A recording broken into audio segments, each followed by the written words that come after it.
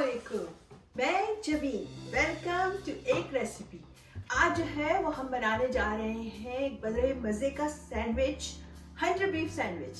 जी हाँ, Hunter beef sandwich किसी भी टाइम में खाया जा सकता है, इवन दोपहर में, रात में, और तो और hunter beef is as itself जो है वो सुबह के नाश्ते में भी खाया जाता है। तो चलें बनाते हैं हंटर बीफ सैंडविच। तो जाहिर है हंटर बीफ सैंडविच के लिए हमें पहले हंटर बीफ बनाना पड़ेगा। तो चलें बनाते हैं हंटर बीफ सैंडविच।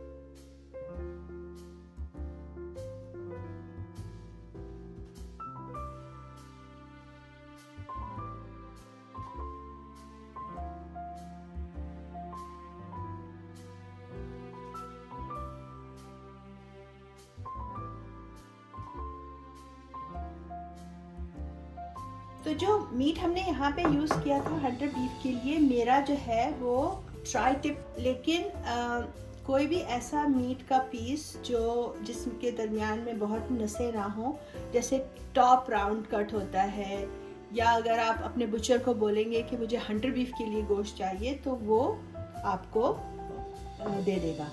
तो ये यहाँ पे अराउंड 4 पाउंड है। और अब मैंने मैं इसको 2 दिन से मैरिनेट कर रही हूँ। जो मैरिनेशन मैंने स्टार्ट की थी, ये आज 3rd डे है। तो आज 3rd डे मैं इसको देगची में ट्रांसफ़र करूँगी और थोड़ा सा लिक्विड, डिपेंडिंग कि मुझे कितना लिक्विड चाहिए, मैं वो भी देगची में डालूँगी। और फिर इसको एक बॉयल देंगे और स्लो कर देंगे आँच until all the water evaporates और हमारा मीट जो है वो टेंडर हो जाए। तो वो टाइम मैं आपको बताऊंगी कि कितना टाइम लगा। तो चले 1 मोर टाइम इसको पोक करते हैं। और ये देखिए गोश्त इस कदर ऑलरेडी टेंडर हो गया कि पूरा फोर्क अंदर जा रहा है आराम से।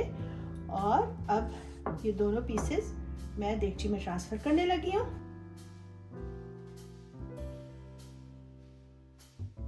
तो हमारा मीट पूरा फिट आ गया है। और डोंट वरी, वैसे भी पक्के श्रिंक होता है तो रूम मिल जाएगा हमें बाद में।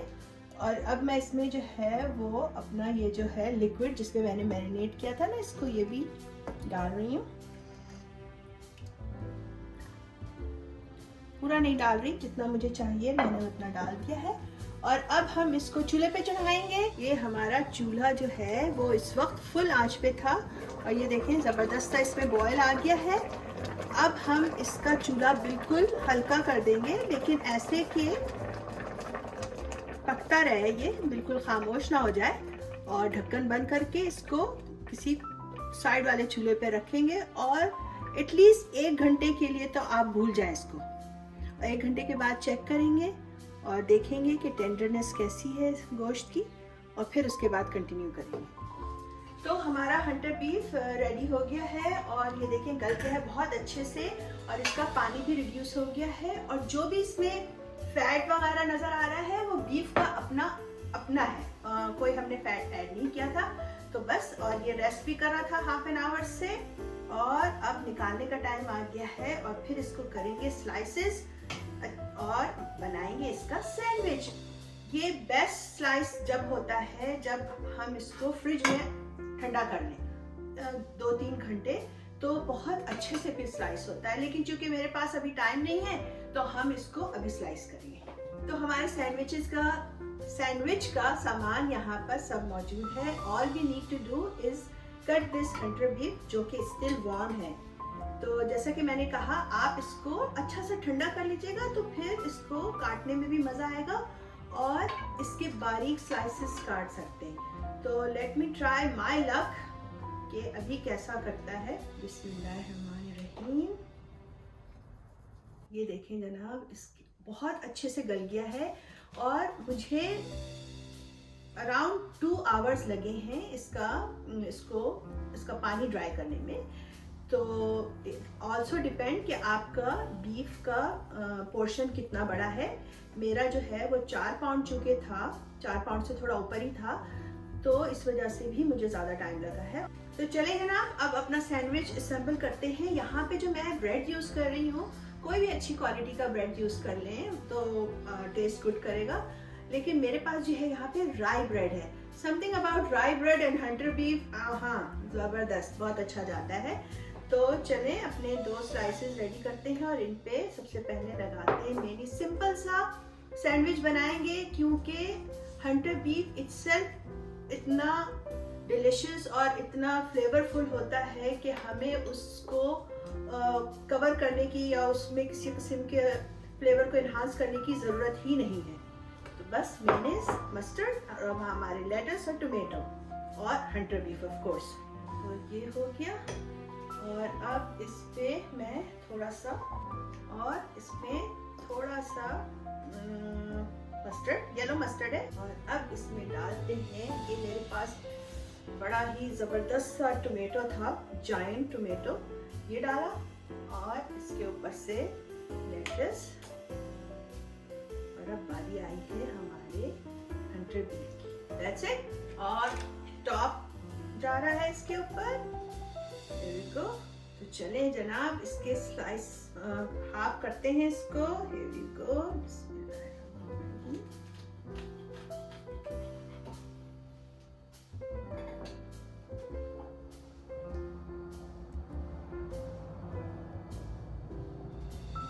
तो ये हमारा सैंडविच रेडी है। इससे पहले कि मैं ये ट्राई करूं, मुझे आपको एक और चीज दिखाना है। वो तो पैन में हल्का सा बटर डाल के, और इसको क्योंकि हम इसको फ्रिज में रखते हैं, फ्रीजर में रखते हैं लोग, बहुत लंबे अरसे तक के लिए इसको प्रिजर्व किया जा सकता है और इंजॉय किया जा सकता है। और इसके स्लाइसेस काट के और इसको इस तरह गरम करते हैं बटर में, और सुबह के नाश्ते में या शाम की चाय के साथ इस तरह इंजॉय करा जाता है। तो चलें, सबसे पहले मैं जो है ये जो मैंने हल्का सा फ्राई किया है हंटर बीफ को, ये देखें ये किस कदर सॉफ्ट है हमारा हंटर बीफ, गरम भी है तो, और बहुत ही मज़ेदार लग रहा है। चलें ट्राई करके देखते हैं। बिस्मिल्लाहिर्रहमानिर्रहीम। बहुत ही मज़े का है, वेरी मॉइस्ट, वेरी सॉफ्ट, और चूँकि हमने इसमें सॉल्ट डाला है ऑफ कोर्स और विनेगर डाला है, तो जो सरफेस लेयर है इसकी वो सॉल्टी और विनेगरी होगी, लेकिन अंदर से जो है ये बहुत ही माइल्ड सॉल्टी होगा। तो इसीलिए इसका मज़ा है कि कंट्रास्ट मिल रहा होता है। तो जनाब ये हो गया, और अब हम आपको सैंडविच खा के बताएं। अब हंटर बीफ सैंडविच की बारी है, और बहुत ज़बरदस्त रहा है माशाल्लाह से। Let's eat it.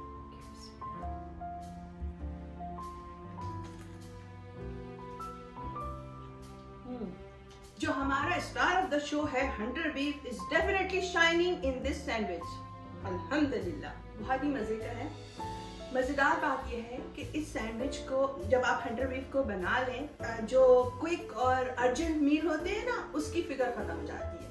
आप घर से बाहर हैं, आपको पता है आपको घर जाके मील तैयार करना है, अपने फैमिली को खिलाना है, लेकिन आप मुतमईन हैं कि जनाब आपके पास तो हंटर बीफ है और आपने उसको निकालना है और मजेदार सा सैंडविच बनाना है और सबको खुश कर देना है। तो जाते जाते आपको बताना चाहती हूँ, अगर आपको मेरी वीडियो पसंद आई है तो लाइक कीजिए और शेयर कीजिए, और सब्सक्राइब तो यकीनन आप कर ही चुके होंगे, और अगर नहीं किया तो जरूर कीजिए, जल्दी कीजिए।